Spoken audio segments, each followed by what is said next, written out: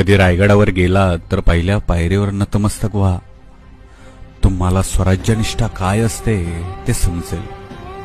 कधी सिंहगडावर गेला तर तेथील तानाजी मालुसरेंच्या त्या समाधीवर नतमस्तक व्हा.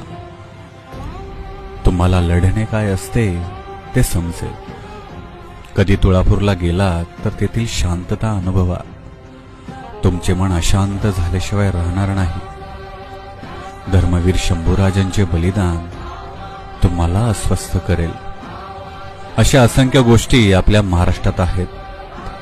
देव देश धर्मासाठी जगणे, लढणे आणि मरणे हे अवघ्या महाराष्ट्राने देशाला शिकवले.